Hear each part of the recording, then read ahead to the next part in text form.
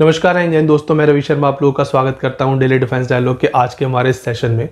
दोस्तों, हम इंडियंस बहुत जुगाड़ू होते हैं। छोटी छोटी चीज़ों से बड़ी बड़ी प्रॉब्लम को सॉल्व करने की काबिलियत हम रखते हैं। ये जो शब्द भी है ना जुगाड़, वो हमारी क्रिएटिविटी की वजह से ही डिक्शनरी में ऐड हुआ है। हमारी भारतीय वायुसेना ने भी अभी कुछ ऐसा ही किया है। उन्होंने एक सिस्टम बनाया है जिसको देखने के बाद पूरी दुनिया के बड़े बड़े देश, बड़ी बड़ी ऑर्गेनाइजेशंस पूरी तरह से हैरान है। वो ये सोच में पड़ गए हैं कि यार ये सब चीज़ें तो हमारे पास भी थी, ये आइडिया हमें पहले क्यों नहीं आया, हमने इस तरह का सिस्टम पहले क्यों नहीं बनाया। तो ये सिस्टम क्या है, पूरी दुनिया क्यों हैरान है और इस सिस्टम के आने के बाद भारतीय वायुसेना की ताकत किस तरह बढ़ जाएगी, ये सब चीज़ हम आज के अपने इस सेशन में डिस्कस करने वाले हैं। पर सबसे पहले जान लेते हैं कि जुगाड़ है क्या।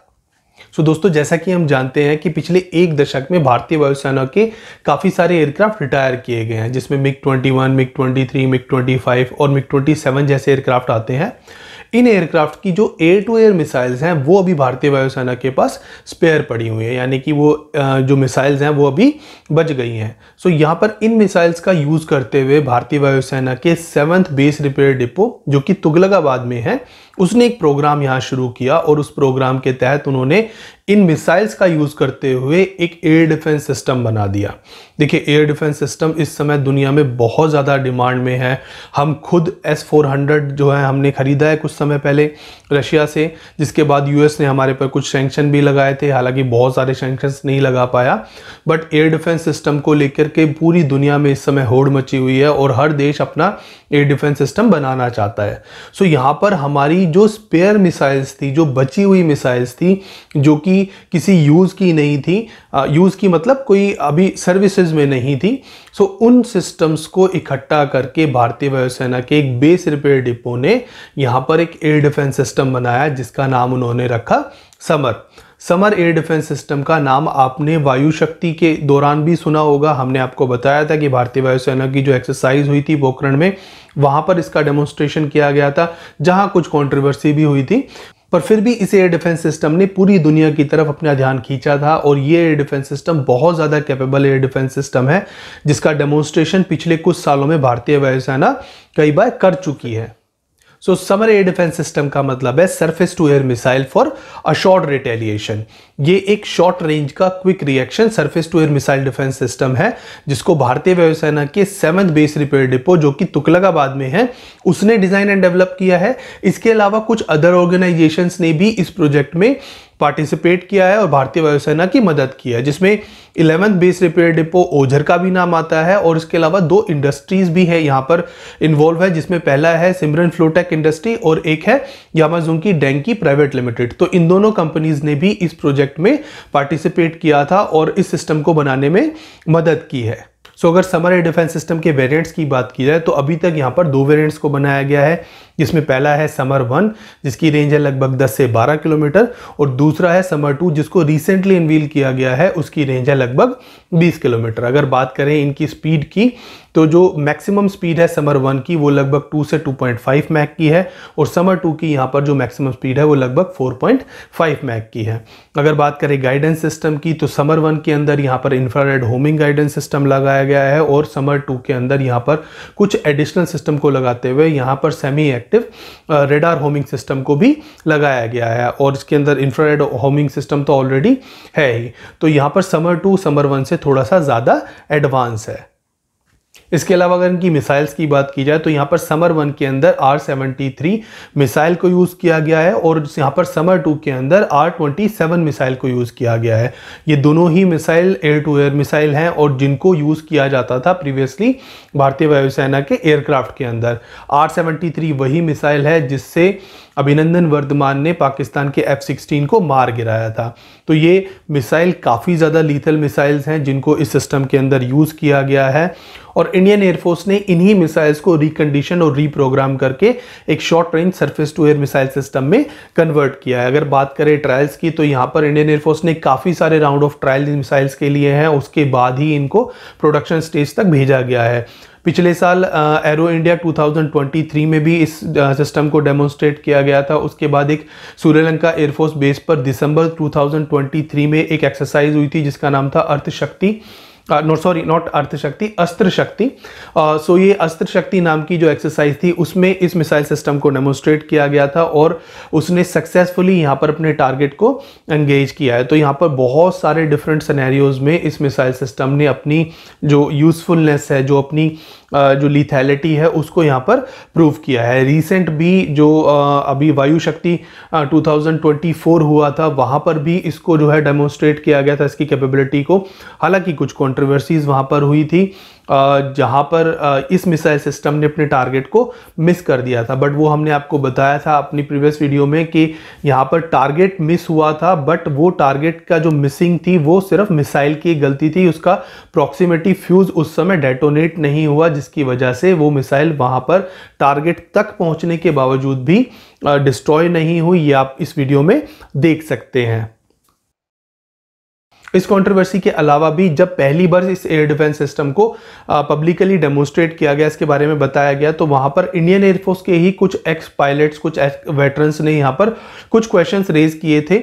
जिसमें पहला क्वेश्चन तो यही था कि जो R-27 है उसका हमारे पास लिमिटेड स्टॉक है, और अगर हम इस सिस्टम को डेवलप करते हैं यानी कि समर एयर डिफेंस सिस्टम को, तो यहाँ पर R-27 का जो लिमिटेड स्टॉक है उसको हम कैसे उसकी प्रोडक्शन को ले पाएंगे, क्योंकि हमारे पास उतनी R-27 नहीं है कि हम इस सिस्टम्स को लगातार बनाए रखें। क्योंकि इस पूरे जो एयर डिफेंस सिस्टम है उसमें 2 मिसाइल्स को एक साथ लगाया जा सकता है। ये twin turret rail launch platform से लॉन्च की जाती है, जहां 2 मिसाइल्स को या तो सिंगल एक मिसाइल करके लॉन्च किया जाता है, या फिर सेल्वो मोड में लॉन्च किया जाता है, जहां दोनों मिसाइल एक के बाद दूसरी मिसाइल टारगेट तक जो है पहुंचती है।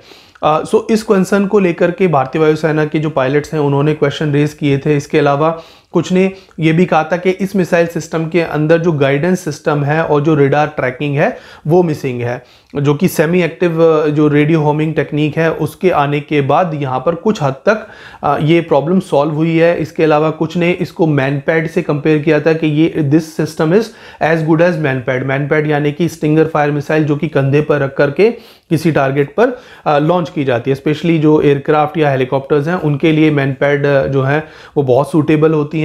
सो उन्होंने इस तरह के सिस्टम के साथ इसको कंपेयर किया था। तो यहाँ पर कुछ पायलट्स ने ये भी कहा था कि R-27 और R-73 की जगह यूएस की जो AMRAAM मिसाइल है उसको हम यहाँ यूज कर सकते हैं, क्योंकि वो ऑलरेडी यूएस के एक national advance surface to air missile system के अंदर यूज हो रही है, और वो ज्यादा इकोनॉमिकली और ज्यादा सूटेबल है इस तरह के सिस्टम्स के लिए। तो बहुत सारे क्वेश्चंस, बहुत सारी कंट्रोवर्सीज इस मिसाइल सिस्टम के साथ शुरू से ही जुड़ी रही हैं, और ऐसा होता ही है कि जब कोई अनयूजुअल चीज, कोई out of the box idea आता है तो उसके कुछ प्रशंसक होते हैं और कुछ लोग उसका विरोध करते हैं। हालांकि वक्त के साथ ये सारी चीज़ें ओवरकम हो जाती हैं। अगर बात करें R-27 और R-73 की प्रोडक्शन की, तो भारतीय वायुसेना के पास अभी बहुत ज़्यादा अमाउंट में ये मिसाइल्स हैं।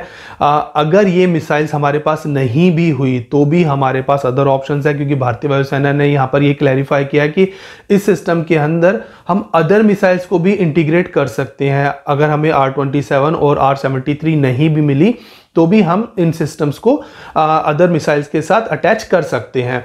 अब बात करें R-73 की, तो हमने 2019 में ही R-73 का एक बहुत बड़ा स्टॉक खरीदा है रशिया से, जहां हमने लगभग 1500 करोड़ की मिसाइल्स खरीदी हैं सुखोई 30 MKI के लिए। इसके अलावा इसी मिसाइल को हम भारत में बनाने के लिए रशिया से लगातार बातचीत भी कर रहे हैं। अगर बात करें R-27 की, तो R-27 हमारे पास काफ़ी ज़्यादा नंबर्स में अवेलेबल है।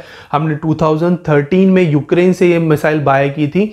ये मिसाइल है तो रशियन ओरिजिन की, बट यूएसएसआर टूटने के बाद इसकी जो ज़्यादातर प्रोडक्शन हो रही है वो अभी यूक्रेन में हो रही है, और इस मिसाइल के ऊपर काफ़ी सारे क्वेश्चंस उठते भी हैं जो कि कहीं ना कहीं कुछ हद तक जायज़ भी हैं, क्योंकि यूक्रेन के अंदर इस मिसाइल को यूज़ किया गया रशियन एयरक्राफ्ट के अगेंस्ट, और वहाँ पर ये बहुत ज़्यादा इफेक्टिव नहीं हो पाई। बट फिर भी भारतीय वायुसेना ने, हमारे जो साइंटिस्ट हैं, हमारे जो इस सिस्टम से जुड़े हुए लोग हैं, उन्होंने इस मिसाइल सिस्टम के ऊपर भरोसा जताया है, इसको नए गाइडेंस सिस्टम के साथ अटैच किया है, और उनका मानना है कि ये मिसाइल सिस्टम उतना ही कारगर है जितना कि R-73 या फिर और कोई other air to air missile है।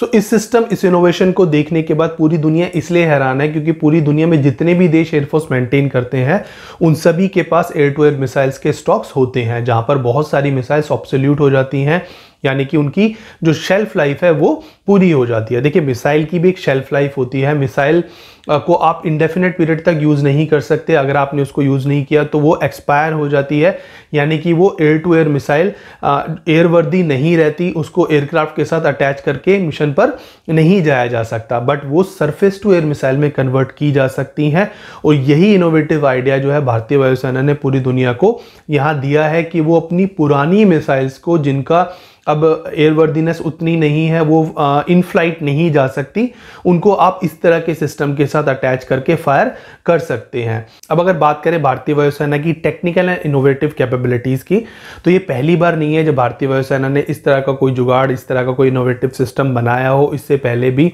भारतीय वायुसेना कई ऐसे काम कर चुकी है जिसको देख के पूरी दुनिया हैरान रह गई है। 1999 कारगिल वॉर के दौरान भारतीय वायुसेना ने महज 12 दिनों के अंदर मिराज 2000 को पूरी तरह मॉडिफाई करते हुए उसके अंदर एक टारगेटिंग पॉड और 1000 पाउंड का लेजर गाइडेड बॉम्ब उसके अंदर इंटीग्रेट कर दिया with the help of Israeli firm. अब यहाँ पर ये काम सिर्फ 12 दिनों के अंदर होना इम्पॉसिबल था, और भारतीय वायुसेना ने सिर्फ 12 दिनों के अंदर न सिर्फ इस मिशन को पूरी तरह कंप्लीट किया, बल्कि 12 दिनों के बाद मिराज को उस मिशन पे भी भेज दिया जहां पर उन्होंने टाइगर हिल को अटैक किया इस 1000 पाउंड के लेजर गाइडेड बॉम्ब के थ्रू। और ये इंसिडेंट पूरी कारगिल वॉर का एक निर्णायक मोड़ साबित हुआ, जिसके बाद हमने कारगिल वॉर जीत ली। इसके अलावा इंडियन एयरफोर्स ने यहाँ पर मिराज 2000 के साथ एक और जुगाड़ यहाँ पर फिट किया था, जहां पर इंडियन एयरफोर्स ने इजराइल की एल्बिट और राफेल कंपनी के साथ मिलकर के रशिया की R-73 मिसाइल को इंटीग्रेट कर दिया मिराज 2000H के अंदर। अब यहाँ पर फ्रांस का एयरक्राफ्ट है, रशिया की मिसाइल है, इजराइल की टेक्नोलॉजी है और इंडियन एयरफोर्स है। तो ये 4 नेशन का जुगाड़ था, जहां पर 4 ऐसे इनकम्पैटिबल चीज़ों को इंटीग्रेट किया गया, क्योंकि जो रशियन मिसाइल्स हैं, वो रशिया के जो सिस्टम्स हैं वो पूरी तरह इनकम्पैटिबल होते हैं वेस्टर्न एयरक्राफ्ट्स में, वेस्टर्न सिस्टम्स में। तो यहाँ पर वेस्ट का यानी कि फ्रांस का एयरक्राफ्ट था और रशिया की मिसाइल थी, इन दोनों को एक दूसरे के साथ कंपैटिबल बनाया गया और एक दूसरे के साथ यहाँ पर इंटीग्रेट कर दिया गया। इस घटना के बाद फ्रांस ने भी यहाँ पर विरोध दर्ज कराया, और यहाँ पर जो रशिया है उसने भी यहाँ पर विरोध दर्ज कराया, पर भारत ने इन दोनों की परवाह ना करते हुए इस मिशन को कंप्लीट किया। और बाद में फ्रांस ने भी और रशिया ने भी इस चीज़ को नज़रअंदाज कर दिया, क्योंकि ये एक बहुत इनोवेटिव आइडिया था जहाँ पर वेस्टर्न वेपन्स के अंदर जो रशियन वेपन्स हैं उसको इंटीग्रेट किया गया हो। सो इस तरह से यहाँ पर हमारी भारतीय वायुसेना अपनी टेक्निकल एंड इनोवेटिव कैपेबिलिटीज़ को डेमोन्स्ट्रेट वक्त वक्त पर करती रहती है, और आई होप आने वाले समय में भी भारतीय वायुसेना इसी तरह के कुछ सिस्टम्स को, कुछ जुगाड़ को इनोवेट करती रहेगी, और हमारी जो फोर्सेज हैं उसके अंदर कॉस्ट इफेक्टिव न्यू आइडियाज़ को लगातार इनकॉर्पोरेट करती रहेगी। इस सेशन को अब हम यहीं एंड करते हैं। कल आपसे फिर मिलेंगे इसी तरह के एक इंटरेस्टिंग वीडियो के साथ। तब तक आप देखते रहिए डेली डिफेंस डायलॉग, और हमारे चैनल को लाइक एंड सब्सक्राइब जरूर कीजिएगा। कमेंट करना ना भूलिए। तब तक के लिए जय हिंद।